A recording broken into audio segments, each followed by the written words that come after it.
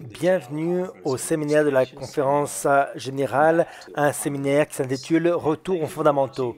Merci d'avoir vu la présentation précédente et maintenant je voudrais partager avec vous un passage des Écritures dans Jérémie chapitre 6 verset 16 où la parole de Dieu nous dit: Ainsi par l'Éternel, placez-vous sur les chemins, regardez et demandez quels sont les anciens sentiers. Quelle est la bonne voie? Marchez-y et vous trouverez le repos de vos âmes. Alors, si nous retournons dans les anciens sentiers que le Seigneur nous a montrés, nous trouverons le repos de nos âmes. Nous allons nous préparer pour le message d'aujourd'hui en écoutant un chant.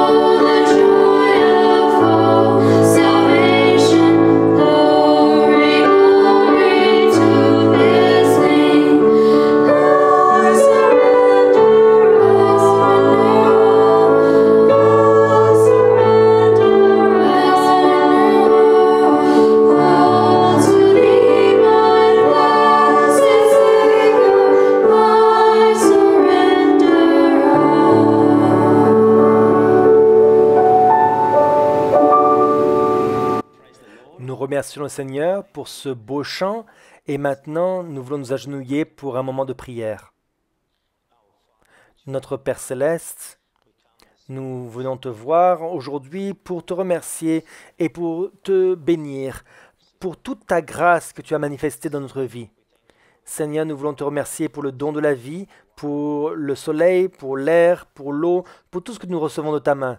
Et maintenant, Seigneur, nous voulons te remercier d'une manière tout spéciale pour notre Seigneur Jésus-Christ, pour savoir qu'il est mort sur la croix du Calvaire, pour nos péchés, pour nos erreurs. Pardonne-nous, s'il te plaît, et aide-nous, Seigneur, à pouvoir nous pardonner les uns aux autres, comme nous voulons nous-mêmes être pardonnés. Seigneur, nous voulons t'inviter, inviter ta présence dans cette réunion, afin que tu puisses bénir celui qui parlera. Bénis-nous, chacun d'entre nous, tous ceux qui écouteront ta parole, afin qu'en écoutant ta parole, nous pourrons être édifiés par la foi, être fortifiés et pouvoir obtenir plus en regardant à Jésus. Seigneur, nous te demandons tout cela au nom précieux de Jésus. Au nom de Jésus. Amen. Et maintenant, je voudrais vous présenter le prédicateur de ce soir. C'est le frère Peter Lausewitsch, qui est secrétaire régional pour l'Amérique du Nord. Il présentera un sujet qui s'intitule « Obéir, facile ou difficile ?»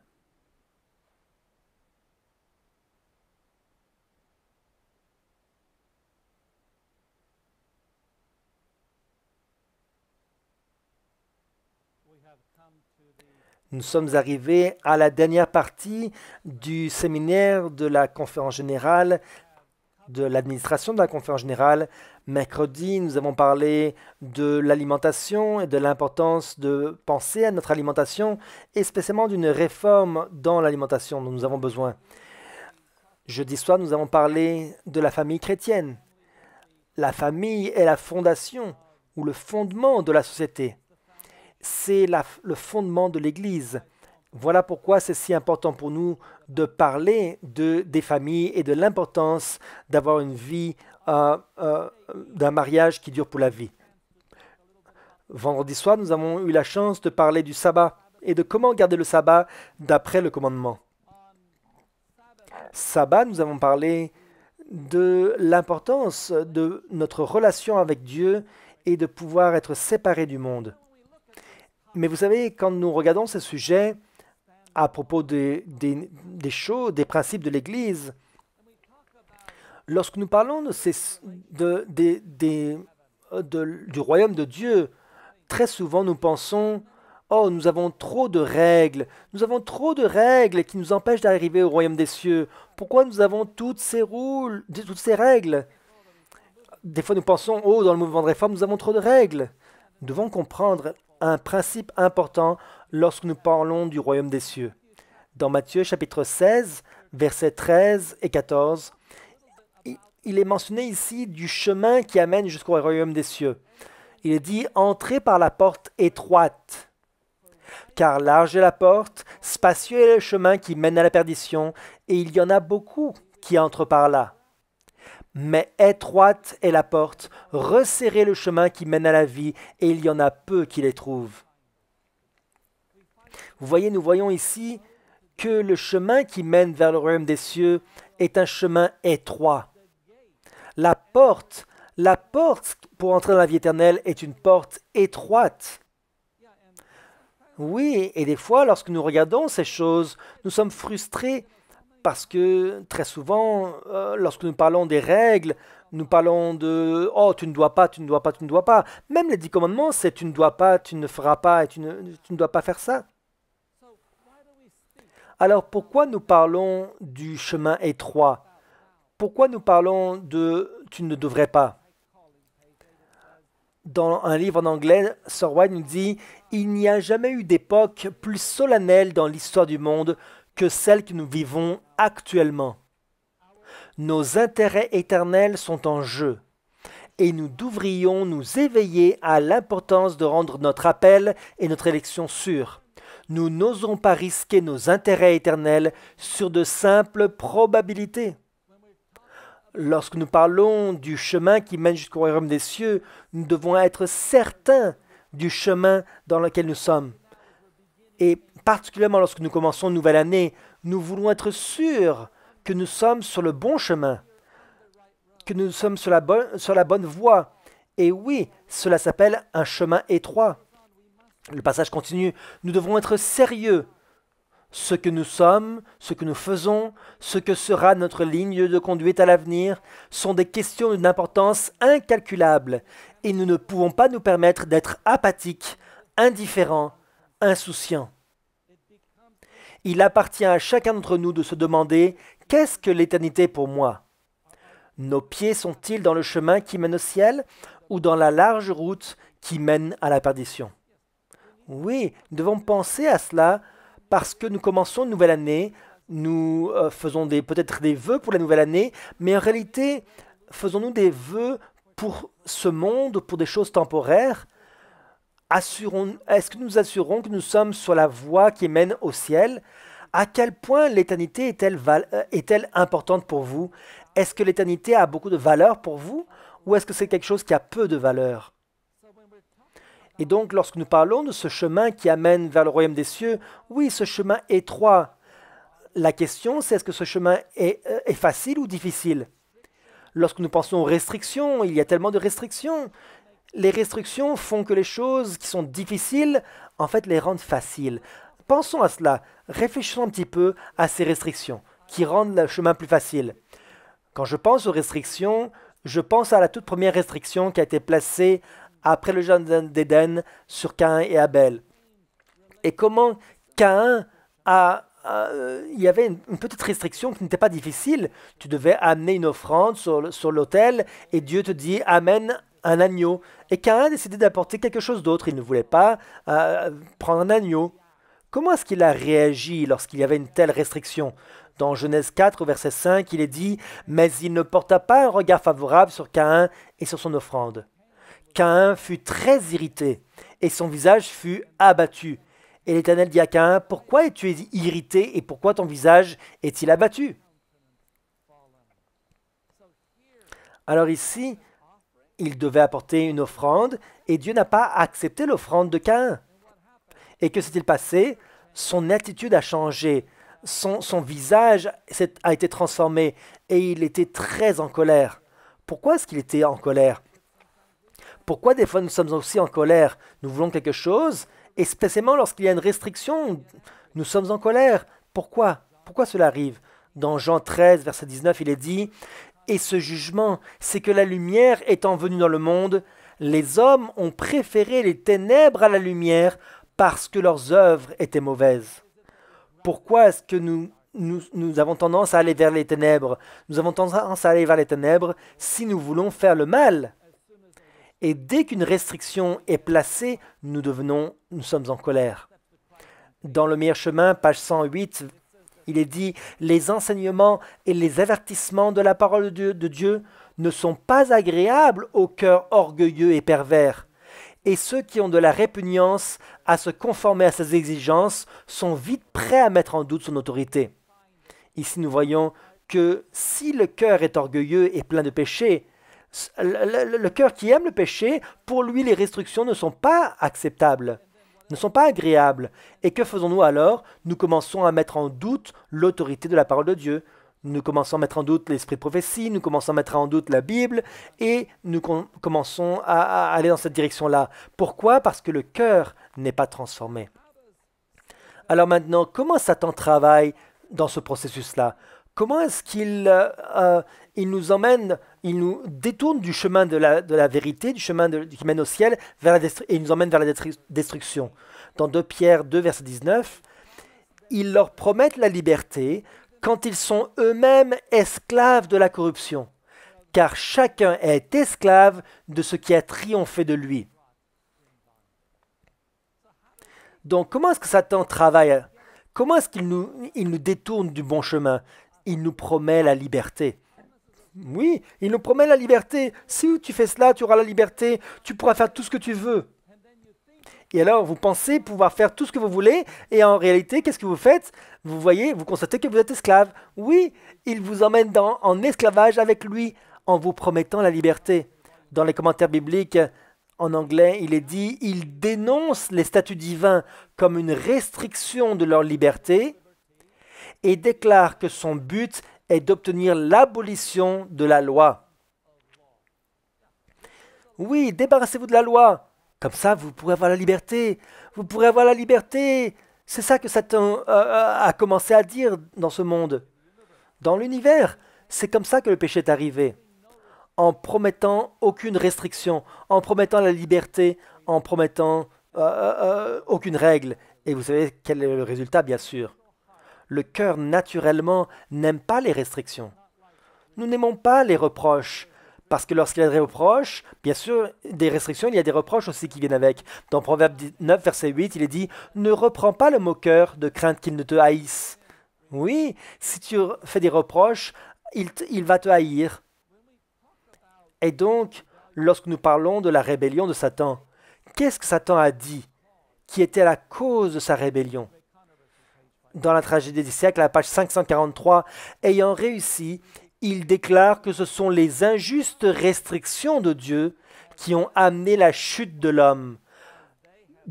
et comme elles ont provoqué sa propre défection. Donc Satan dit, depuis le début, il dit, dans le ciel, il disait c'était à cause de Dieu, et maintenant il dit sur la terre, c'est à cause des restrictions injustes de Dieu qui ont amené la rébellion et la chute de l'homme. Le passage continue. Comme lui, ceux qui s'efforcent de supprimer les restrictions imposées par la loi de Dieu, et c'est par la transgression de ses préceptes qu'ils promettent aux hommes la liberté.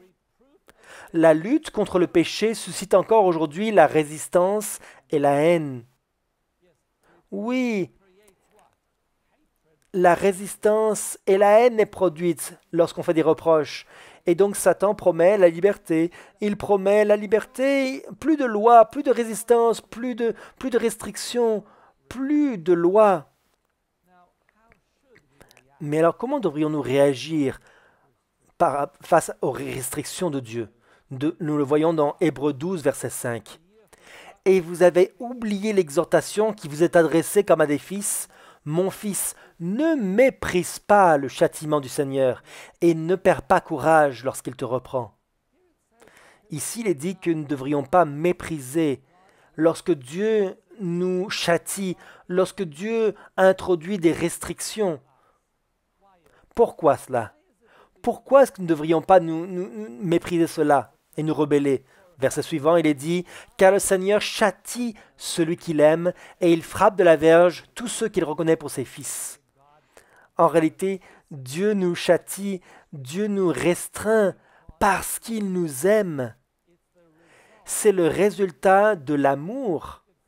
Regardez un petit peu comment ça fonctionne. Au tout début, Dieu a créé un jardin en Éden. Dans Genèse 2, verset 8, et verset 15, il est dit « Puis l'Éternel Dieu planta un jardin en Éden, du côté de l'Orient, et il y mit l'homme qu'il avait formé. » Verset 15, « L'Éternel Dieu prit l'homme et le plaça dans le jardin d'Éden pour le cultiver et pour le garder. » Donc vous voyez ici que Dieu a créé ce merveilleux jardin, un jardin merveilleux qui était parfait. Et cet endroit parfait que Dieu avait créé pour l'homme. Et ensuite, qu'est-ce qu'il a fait? Il a donné tous ces arbres que vous pouviez manger dans le jardin. Mais au verset 17, il est dit, « Mais tu ne mangeras pas de l'arbre de la connaissance du bien et du mal, car le jour où tu en mangeras, tu mourras. » Donc ici, vous voyez que Dieu avait créé ce merveilleux jardin, tous ces arbres merveilleux dont il pouvait profiter, et il a placé une restriction. Dans le livre Confrontation en anglais, il est dit « Il y avait une seule restriction. L'arbre interdit était aussi beau et attrayant que n'importe quel autre arbre du jardin. » Dieu n'avait pas créé tous ces arbres merveilleux et en disant que vous pouvez manger seulement un arbre. Non, Dieu avait fait beaucoup d'arbres, différents types, différentes variétés. Et Dieu a dit, c'est celui-ci le seul que tu ne peux pas manger. Ce seul arbre qui est interdit. Et vous voyez maintenant Ève qui marche dans le jardin un jour. Et à quoi pensait-elle tandis qu'elle marchait dans le jardin? Elle voit cet arbre. Oh, tu ne peux pas manger de cet arbre. Et quelque chose commence à se produire dans son esprit. Qu'est-ce que c'est? Le passage continue. Il est dit, elle pensait aux restrictions que Dieu leur avait imposées en ce qui concerne l'arbre de la connaissance. Donc ici, vous avez cette femme, cette première femme que Dieu avait créée. Elle marchait dans le jardin d'Éden et elle vient voir cet arbre merveilleux, aussi beau que tous les autres arbres. Et elle commence maintenant à penser, pourquoi est-ce que Dieu avait placé une restriction? Et très souvent, la tentation commence avec cette idée-là. Nous avons une restriction. Pourquoi?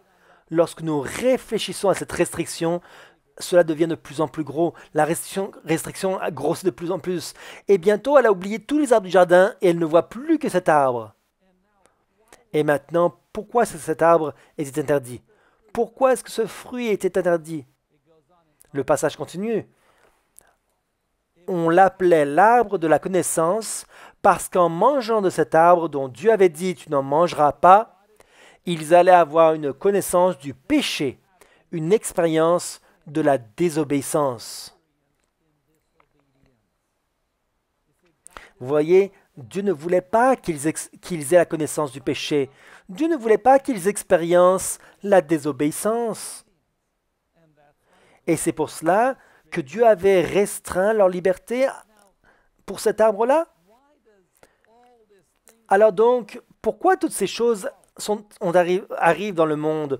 Pourquoi est-ce que toutes ces choses arrivent à cause de la transgression, de cette petite transgression? En anglais, il est dit toujours, il semblait peu important à nos premiers parents de transgresser le commandement de Dieu par cette seule action, en mangeant d'un arbre si beau à la vue et si agréable au goût. Mais cela brisa leur allégeance à Dieu et ouvrit les portes à un flot de culpabilité et de malheur qui a inondé le monde. Que s'est-il passé? Quel est le résultat du fait qu'ils aient mangé de cet arbre, cette seule restriction qu'ils avaient? Premièrement, cela a brisé leur alliance avec Dieu. Oui, c'était un symbole de leur allégeance à Dieu, et ils ont brisé cette allégeance. Et le résultat, par la suite, c'est que cela a ouvert toutes les portes à un flot de culpabilité et de malheur qui a inondé le monde. Oui, de quoi souffre ce monde? Ce monde aujourd'hui souffre de la culpabilité. Plus ils amènent des lois, tu ne peux faire ça, ce péché-là, tu peux faire ce péché-là, maintenant tout est autorisé. Tout ce qui était autrefois des péchés, il y a 10 ou 20 ans, aujourd'hui sont considérés des choses comme normales. Et qu'est-ce que cela fait? Cela n'aide pas les gens.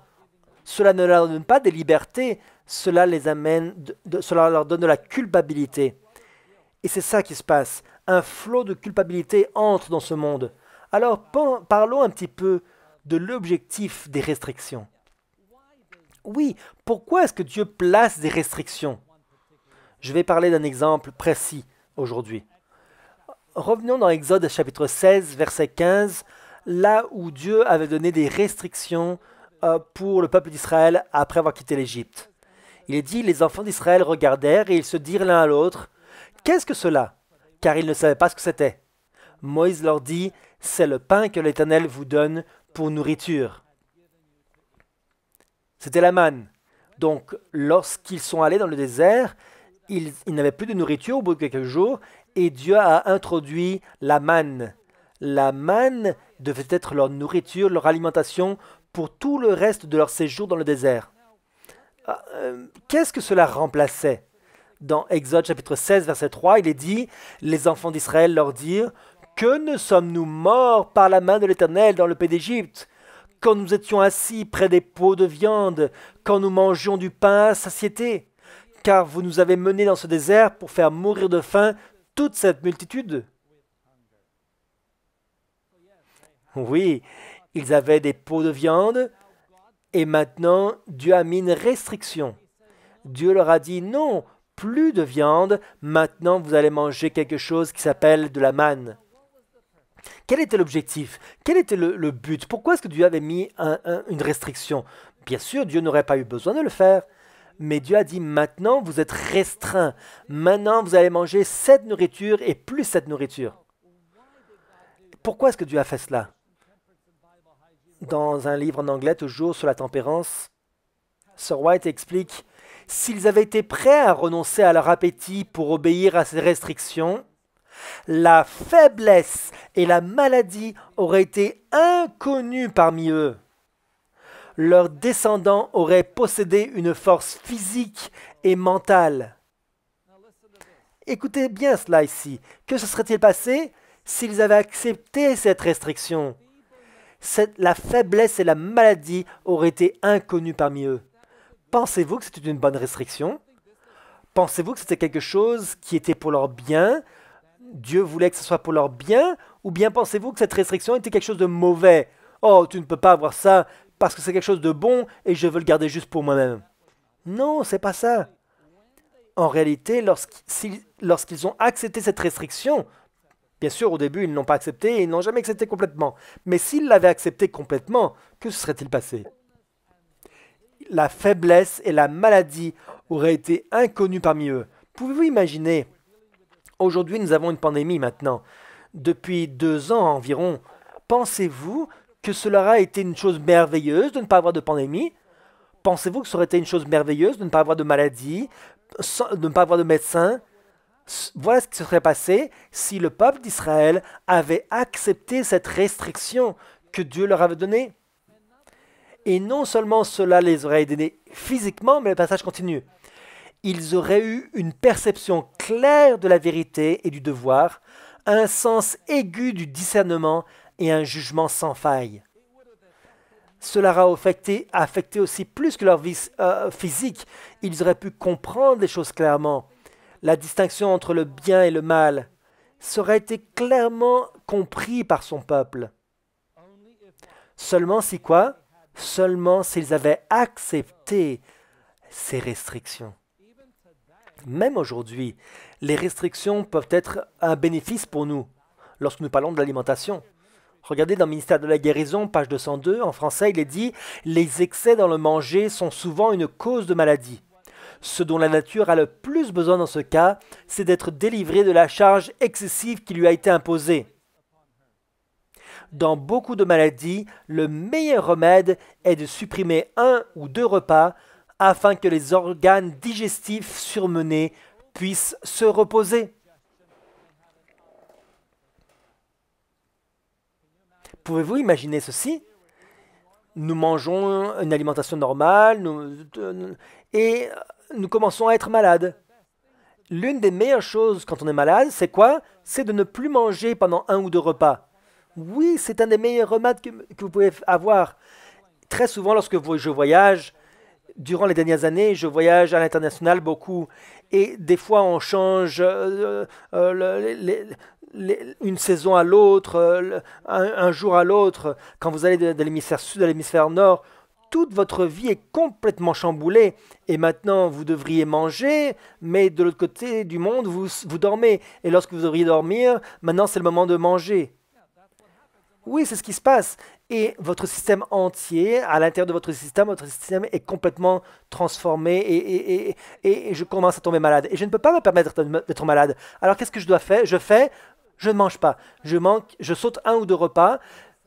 Vous pouvez sauter 1 ou 2 repas pendant 1 ou 2 jours et cela vous redonne la santé. Ça s'appelle une restriction. Et cette restriction est un bénéfice pour nous. Regardez, le passage continue, il est dit « Une cure de fruits pendant quelques jours produit souvent d'excellents résultats chez les intellectuels.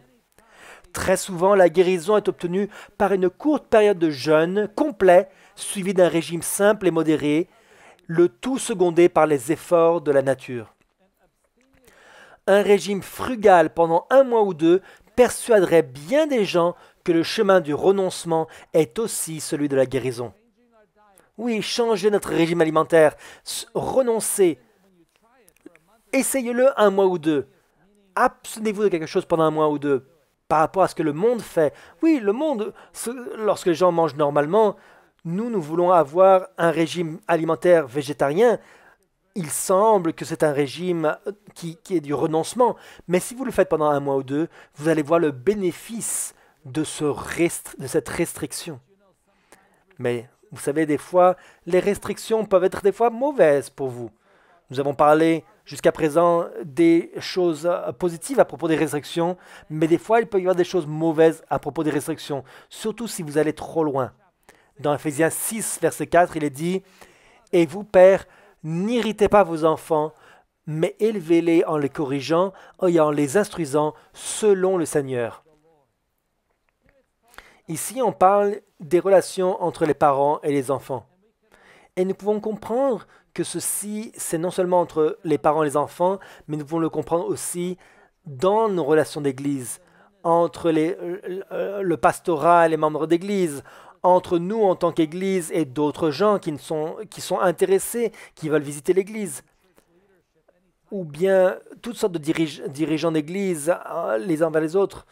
Il est dit ici, n'irritez pas vos enfants, mais quoi? Il est dit, mais élevez-les en les corrigeant et en les instruisant selon le Seigneur. Alors, lorsque nous parlons de ne pas irriter, qu'est-ce qui est une des choses qui crée le plus de provocation ou d'irritation?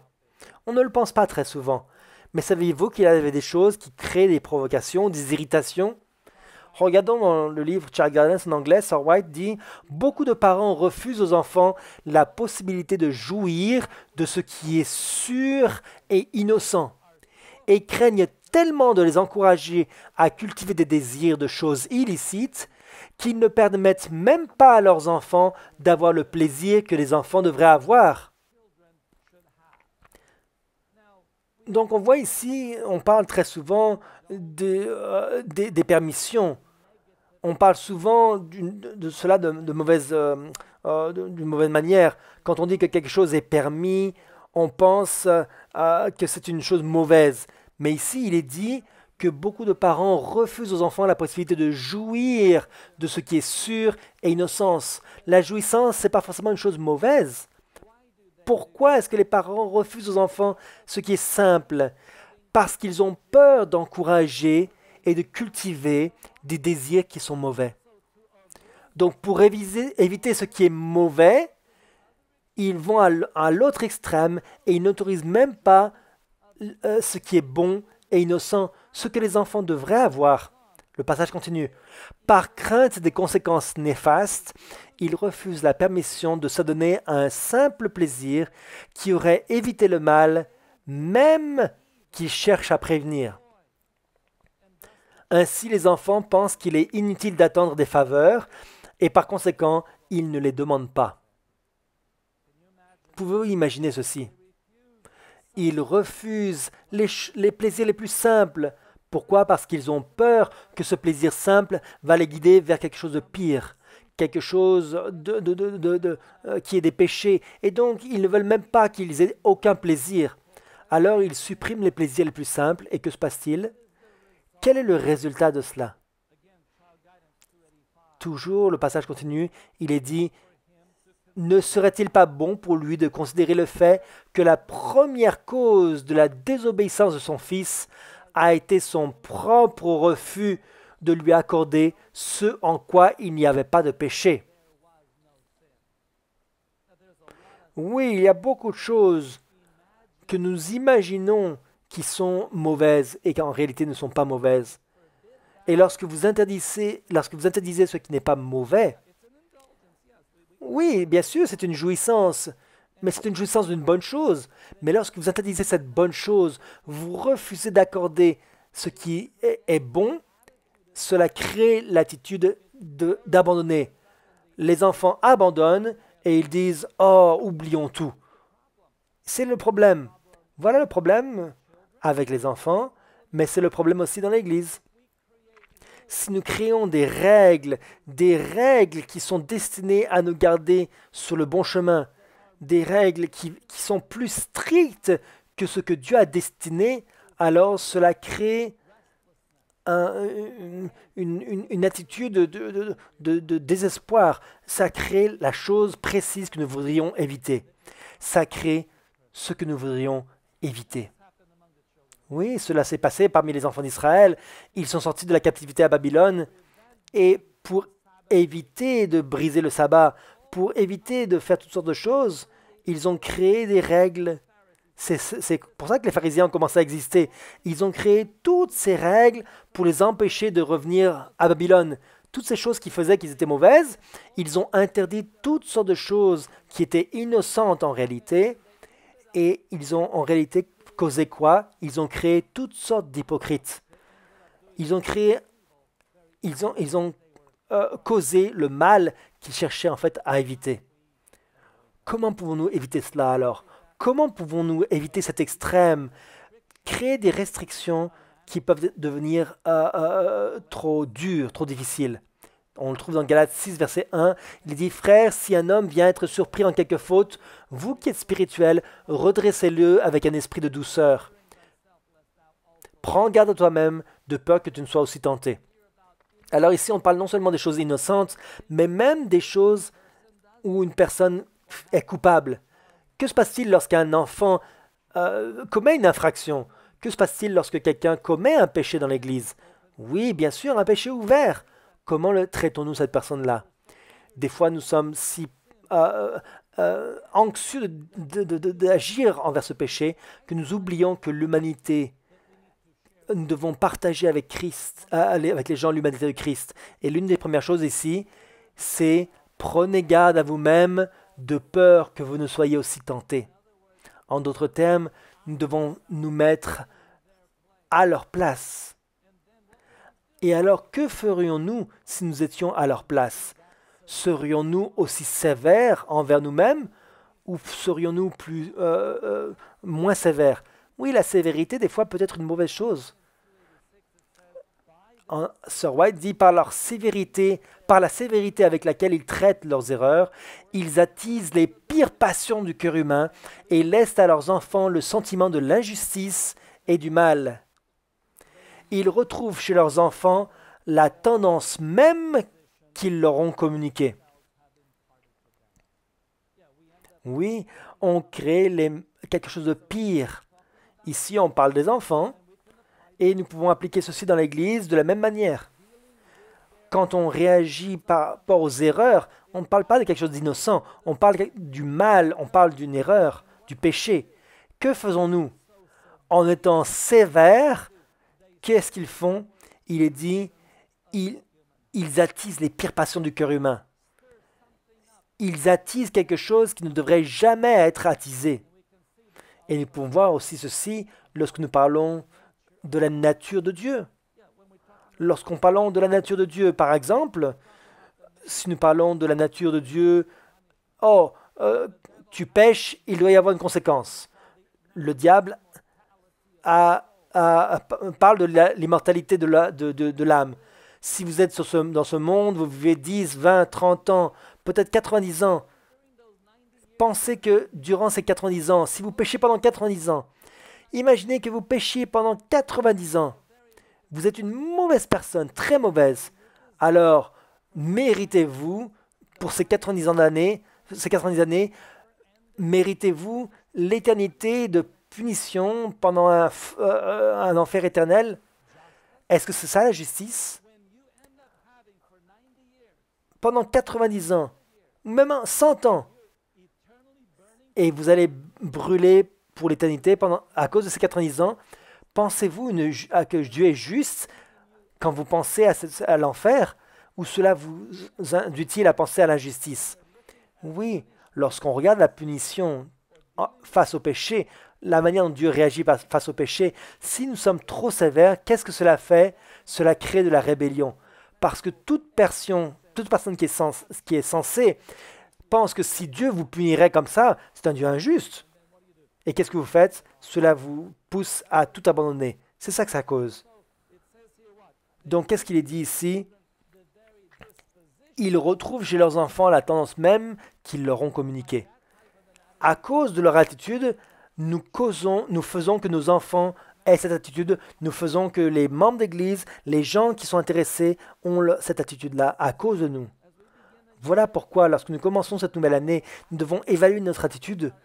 Nous devons examiner notre vie, non pas seulement par rapport à ceux qui se font le bien, mais aussi par rapport aux gens qui ont fait des erreurs, des péchés, qui ont péché dans l'Église. Comment les traitons-nous? C'est très important pour nous de pouvoir les traiter correctement. Le passage continue. De tels parents éloignent leurs enfants de Dieu en leur parlant de sujets religieux, car la religion chrétienne est rendue peu attrayante et même repoussante par cette déformation de la vérité. Chaque fois que vous parlerez de religion à ces enfants, qu'est-ce qu'ils font? Ils ne veulent pas écouter. Et que se passe-t-il dans l'Église si nous sommes trop sévères? Chaque fois que nous parlerons de la religion, ils ne voudront plus écouter. C'est une réaction naturelle. Pourquoi? Parce que la religion chrétienne est rendue peu attrayante, et même non seulement peu attrayante, mais elle est devenue même repoussante. Est-ce que c'est ça que nous voulons faire? Est-ce que c'est ça notre objectif? Vous voyez, nous avons besoin de comprendre que la vie chrétienne, ce n'est pas juste des règles. C'est pas ça la chrétienté. Les règles sont là, les restrictions sont là pour que nous puissions vivre. L'arbre qui était dans le jardin d'Éden, l'objectif, ce n'était pas juste pour pouvoir regarder cet arbre et penser aux restrictions. Non, il y avait une restriction et vous deviez profiter du reste du jardin d'Éden. Dans Jean chapitre 10, verset 10, il est dit, je suis venu afin que les brebis aient la vie et qu'elles soient dans l'abondance. Voilà ce que Dieu veut pour nous. Il le voulait dans le jardin d'Éden pour qu'ils puissent profiter de tout le jardin et pas juste méditer sur cette restriction qu'il y avait, la restriction unique qu'il y avait, la restriction était là. Mais cela ne devait pas occuper toute notre vie. Nous devons vivre et nous devons vivre dans l'abondance, une vie abondante. Toujours dans le livre en anglais, il est dit lorsque les parents vieillissent et qu'ils ont de jeunes enfants à élever, le père a tendance à penser que les enfants doivent suivre le chemin difficile et accidenté qu'il emprunte lui-même. Il lui est difficile de réaliser que ses enfants ont besoin que leurs parents leur rendent leur vie agréable et heureuse. Je voudrais que vous regardiez ce passage ici très attentivement. Oui, des fois lorsqu'on vieillit, on a besoin d'avoir plus de restrictions. Oui, pour survivre. Pour votre santé, il y a beaucoup plus de restrictions que vous devez avoir. Plus vous vieillissez, plus vous devez avoir des restrictions. Il y a 10 ans, ce que je faisais il y a 10 ans, je ne peux plus les faire aujourd'hui. Et oui, si je transgressais certaines lois de la santé il y a 20 ans, c'est vrai qu'aujourd'hui, il y a des conséquences immédiatement aujourd'hui. Je dois vivre un régime plus strict aujourd'hui. Mais nous ne pouvons pas nous attendre à ce que ce soit la même chose pour nos enfants. Nous ne pouvons pas penser que le style de vie le plus strict est pour nos enfants et pour les jeunes. Il faut comprendre, et je parle ici des choses, non pas des choses qui sont pécheresses. Je ne parle pas qu'on va autoriser des péchés dans l'Église. Je ne parle pas de ça, on ne va pas autoriser le péché. Mais il y a des choses qui ne sont pas des péchés. Il y a des choses qui sont profiter de la vie. Vous n'en avez pas besoin lorsque vous êtes vieux, mais vous en avez besoin quand vous êtes jeune. Ces choses-là, il n'y a rien de mal avec cela. Nous devons donc appliquer ces choses-là dans nos relations d'Église. Et donc la manière dont nous pouvons comprendre ces choses, même si ce sont des infractions, c'est le principe que nous trouvons dans le psaume 85, verset 10. Il est dit, la bonté et la fidélité se rencontrent, la justice et la paix s'embrassent. Nous avons besoin de comprendre que la grâce et la fidélité, la bonté et la fidélité se rencontrent.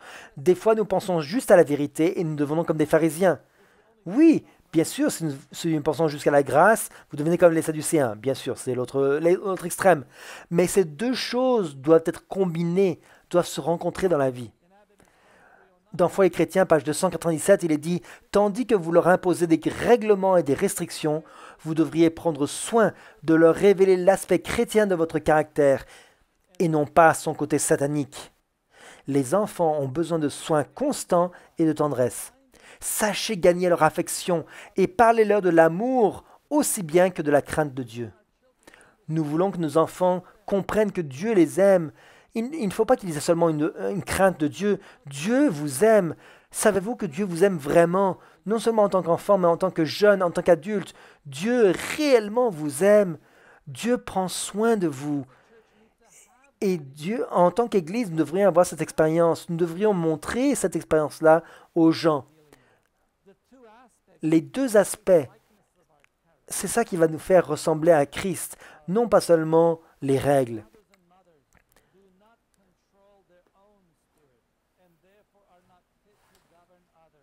Il est dit, ne sachant pas maîtriser leur propre caractère, les parents ne sont pas aptes à diriger leurs semblables. Il ne suffit pas de réprimer et d'avertir vos enfants, vous devez aussi apprendre à agir avec justice et amour et à marcher humblement devant Dieu. Donc la première chose ici, c'est que nous devons apprendre ce que ça veut dire que de nous contrôler, nous maîtriser, apprendre à être un exemple auprès d'autres personnes. Et ensuite, nous pourrons réprimer et avertir nos enfants. Mais ce n'est pas l'élément le plus essentiel. Vous devez apprendre quoi? Agir avec justice et amour. Ça fait partie également de la vie chrétienne, à part égale. Lorsque nous parlons donc de la chrétienté, cela commence d'abord par la compréhension. Oui, nous devons d'abord commencer par comprendre. Dans Jean 8, verset 32, il est dit « Vous connaîtrez la vérité et la vérité vous affranchira. » Connaître la vérité, c'est le début de tout. Gardez en tête que la vérité, c'est Jésus-Christ. Donc connaître la vérité, c'est connaître Jésus-Christ. Connaître pourquoi. Lorsque vous comprenez pourquoi certaines restrictions sont là, ce qui va se passer, c'est que vous allez être capable de le faire bien mieux, bien plus facilement. Dans le meilleur chemin, à la page 108, il est dit, pour parvenir à la connaissance de la vérité, il faut avoir un désir sincère de la connaître et un cœur disposé à s'y conformer. Premièrement, lorsqu'on parle de quelque chose, de connaître quelque chose, on doit d'abord avoir un désir sincère de connaître cette vérité. Ce n'est pas suffisant de la connaître, ce n'est pas suffisant de l'apprendre, de l'étudier lorsque vous étudiez la géographie ou l'histoire. Non, vous devez avoir un désir sincère, un désir de connaître la volonté de Dieu. Et pas seulement d'avoir une connaissance intellectuelle, mais aussi quoi? Un cœur disposé à obéir. Lorsque nous voulons obéir, cela change tout. Notre relation envers Dieu et envers l'obéissance change. Le passage continue. Jésus a dit, si quelqu'un veut faire la volonté de Dieu, il saura si ma doctrine est de Dieu ou si je parle de mon chef. Pour pouvoir savoir si une chose est la vérité ou pas, vous devez d'abord avoir la volonté de faire la volonté de Dieu. Si nous ne sommes pas prêts à faire la volonté de Dieu, si cette attitude n'est pas là, cela devient impossible à faire. Au lieu de douter de ce que vous ne comprenez pas ou de discuter, suivez la lumière qui brille déjà sur votre sentier et vous recevrez davantage. Donc, au lieu d'être de nous occuper des choses que nous ne comprenons pas, il y a plein de choses que nous ne comprenons pas, mais les choses que vous comprenez, ayez l'envie d'obéir aux choses que vous connaissez. Et alors, par la grâce de Jésus-Christ, acquittez-vous de tous les devoirs qui vous ont été clairement révélés et vous serez mis à même de comprendre et d'accomplir ceux qui sont actuellement pour vous un sujet de perplexité. Oui, il y a des choses pour lesquelles nous doutons encore. Qu'est-ce que vous faites? Obéissez déjà avec un cœur entier pour les choses, obéissez aux choses que vous comprenez. Et petit à petit, Dieu va vous rendre capable de comprendre et d'obéir aux choses que pour l'instant vous avez des doutes. Oui, c'est ça la chrétienté. On avance pas à pas. Lorsqu'on parle de l'obéissance, est-ce dur ou est-ce difficile, est-ce facile? Cela a à voir avec mon changement de cœur. Si mon cœur est changé, si je suis prêt à obéir à la volonté de Dieu, alors ça fait toute la différence. Vous voyez, l'objectif de Dieu, c'est pas juste d'avoir un peuple obéissant. C'est pas suffisant. Être obéissant comme un chien, être obéissant comme un cheval, c'est pas ça que Dieu veut. Dans Deutéronome 6, versets 5 et 6, il est dit, après avoir répété les 10 commandements au chapitre 5, le chapitre 6, qu'est-ce que Dieu dit? Tu aimeras l'Éternel ton Dieu de tout ton cœur, de toute ton âme et de toute ta force. Et ces commandements que je te donne aujourd'hui seront dans ton cœur. Donc Dieu veut que tout ceci soit dans mon cœur. Frères et sœurs, lorsque c'est dans mon cœur, cela change la nature des 10 commandements. Au lieu de dire tu ne feras pas, tu ne seras pas, tu ne feras pas, ça sera quoi? Ça sera maintenant tu feras cela. Pourquoi? Parce que tu le veux. En d'autres termes, je ne veux plus désobéir à Dieu, je ne veux pas voler, je ne veux pas tuer, je ne veux pas faire toutes ces choses. Toutes ces choses, je ne le désire pas. Au contraire, je veux obéir à Dieu. Lorsque ceci est dans votre cœur, lorsque la loi est dans votre cœur, alors l'obéissance change. Oui, cela change. Alors que c'était impossible, cela devient maintenant facile. Pourquoi? Parce que cela vient dans votre cœur. Et c'est ce que Dieu veut faire. Bien sûr, nous aurons des épreuves, bien sûr, nous aurons des restrictions. Nous aurons à faire face à ces restrictions. Et que faisons-nous lorsque cette restriction arrive? Que se passe-t-il? Quel est le résultat de cette restriction dans Psaume 30, verset 5? Car sa colère dure un instant, mais sa grâce toute la vie. Le soir arrivent les pleurs et le matin l'allégresse. Oui, c'est vrai, peut-être que nous pouvons pleurer pendant la nuit, pendant un certain temps. Peut-être que vous allez souffrir à cause de ces restrictions. C'est sûr que ce n'est pas toujours confortable. Oui, lorsque vous avez faim et que vous savez que c'est mieux de ne pas manger à ce moment-là, parce que vous avez faim, c'est une restriction, mais vous vous sentez mieux plus tard. Oui, c'est ce que j'ai dit depuis le début. Lorsque je voyage et que commence à me sentir malade, j'arrête de manger. Et oui, des fois, on se sent, j'ai faim, spécialement quand quelqu'un vous montre toute cette bonne nourriture qu'ils ont.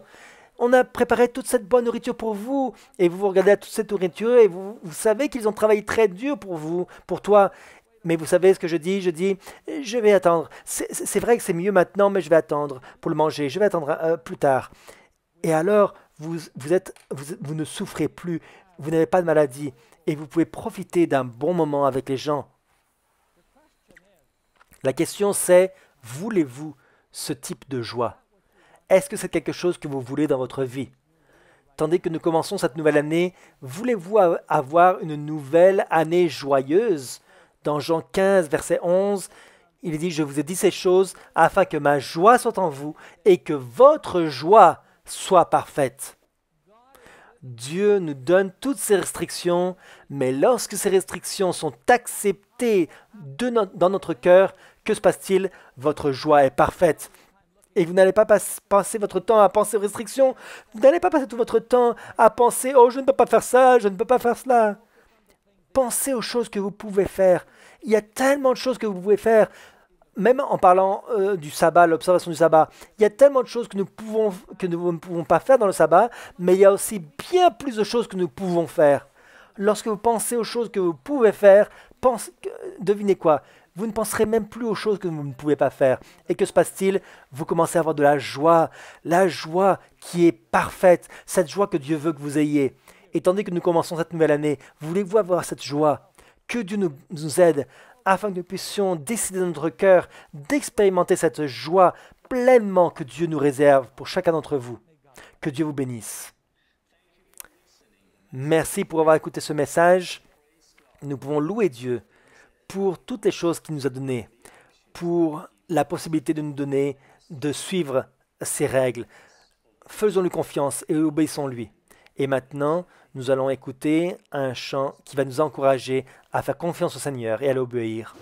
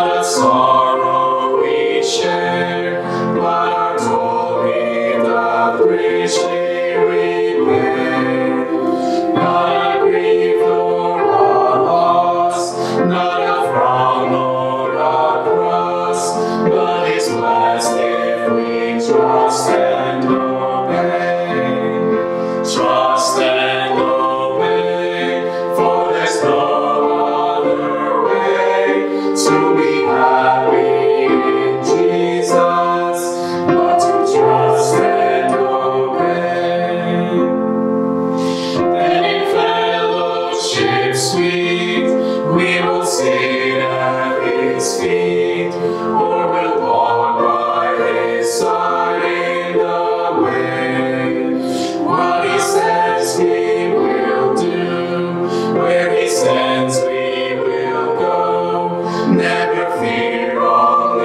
Trust and obey.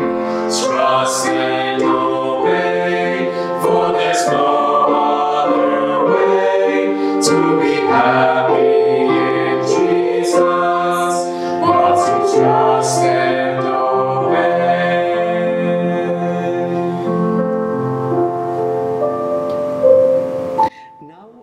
Nous allons maintenant nous agenouiller à nouveau pour un moment de prière. Notre cher Père Céleste, je suis tellement reconnaissant pour tes bénédictions. Nous voulons te remercier parce que tu prends soin de chacun d'entre nous. Nous voudrions te remercier par ta providence. Tu nous as donné cette opportunité de pouvoir commencer une nouvelle année avec toutes sortes de souhaits pour nous. Seigneur, lorsque nous regardons tous nos échecs de l'année précédente, nous ne voulons pas focaliser sur cela. Nous faisons confiance au sang de Jésus-Christ et nous faisons confiance que tu n'as effacé ces choses et que tu nous permets de commencer une nouvelle année toute fraîche. Aide-nous à penser aux bonnes choses. Aide-nous, et spécialement aide nos enfants, nos jeunes, tous ceux qui sont jeunes dans la foi. Aide-nous à pouvoir avoir le cœur de Jésus afin que nous puissions agir correctement et que nos enfants puissent agir aussi, marcher dans le bon chemin. Fortifie-nous en tant qu'Église. Aide-nous afin que nous puissions hâter ta venue. Aide-nous afin que nous puissions avoir un peuple qui soit prêt pour ton royaume. Bénis-nous, Seigneur, à nouveau. Nous te bénissons, nous te remercions. Aide-nous afin que beaucoup d'âmes puissent arriver à la connaissance de ton amour. C'est notre prière au nom de Jésus. Amen.